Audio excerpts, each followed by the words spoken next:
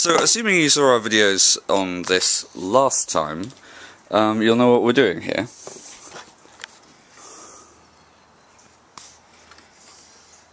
Faffing about with a cloth. We take it and we put it on the king. No guesses for what your favourite Muppet was. Animal! Yay! Timing! Timing!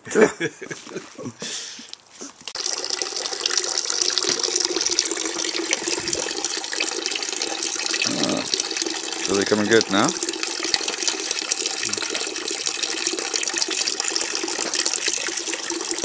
So this is once again cider making on a small scale, and we're just saying about how with an industrial pulverizer you might actually get a little bit more, but the problem with them is they get hot.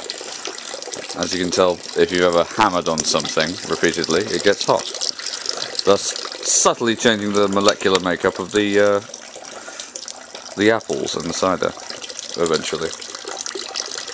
This is our theory anyway. Yes. Instead we get hot.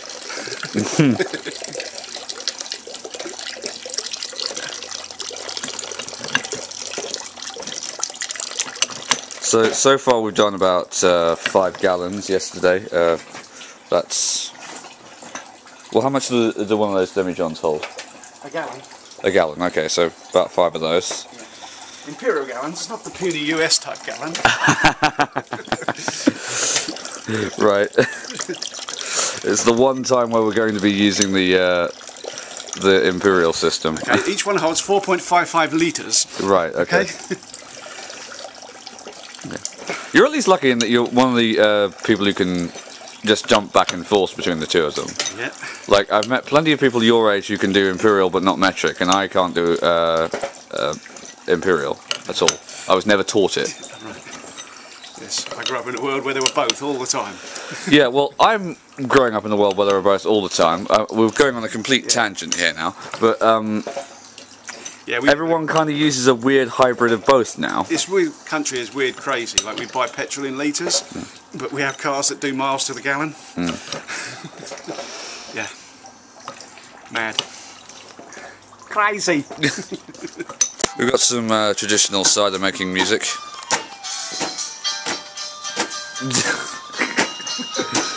Do you have any idea what you look like? Stupid. Yeah. Because I used to come from the bush country, don't I? Okay. Oh, we're not descending into Devish West Country gibberish.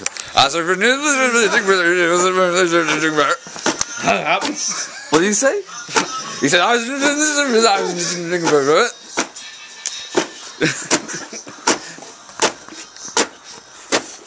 So that's just about another batch done, and we're on to Emerson, Lake and Palmer now. We were. It's prog rock radio. Just a quick recap of the process. Those are the trees over there. We harvest the apples, put them in there. Come here, cut them up, put them in there. Then we mash them down with that highly technical piece of equipment over there, and then press them from whence they go into there. As you can see, this is all a very measured and scientific process. Okay, so what we have here are the ones that we did yesterday that have already had the yeast added to them, and you can see they're sort of frothing up nicely. We've got these improvised bungs in them at the moment. Yeah, that's just temporary because there will be loads of foam and gunge and stuff. It will actually push its way out, so for the first few days the fermentation's really vigorous, so a piece of tissue paper in the top suffices to keep the air and the dust out. But once it settles down a bit, then we'll put proper airlocks on them.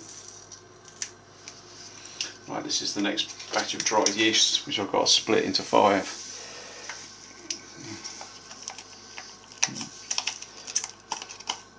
So it's about 1 gram of yeast to each gallon of cider. Okay. Not an awful lot, but it breeds. Yeah. Does anyone have a credit card? Chop a line now. Don't. For all you Zappa fans out there, we know there are at least 2 of you. Yeah. Ta-da! Sort of.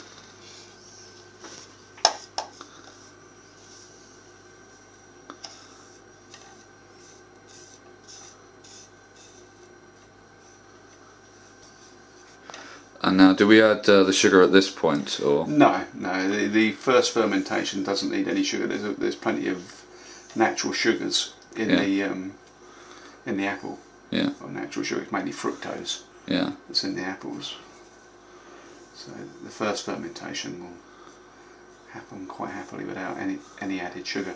You can brew cider completely without adding sugar entirely. Yeah. In the French style, it's against the laws of cider brewing in France to add sugar. Alright. Yeah, they do it without. I'd imagine that would leave it with a kind of tart flavour. Well, it depends how far you brew it out. The art of that then is to stop the brewing before it's entirely finished, so that there is still some residual sugars left in the cider. Yeah. But what you end up with is a much weaker cider. Yeah. Which is okay if that's what you want, you know. It can be a very pleasant drink, very, very nice French cider, some of them. Session cider. Well, sort of, yeah, you know. Yeah. Not the stuff that will blast the hind legs off a donkey. You are dependent upon having really good apples for your cider as well to get a decent cider. Yeah. I mean, the same is true of any cider. It's only as good as the apple juice that starts it off. Well, But in this case it's pretty good. yeah, well, we're lucky in that we have the right kind of apples on our trees. Yeah. I believe I put on Twitter yesterday, it's the Chuck Norris of fruit juice. Radio, okay.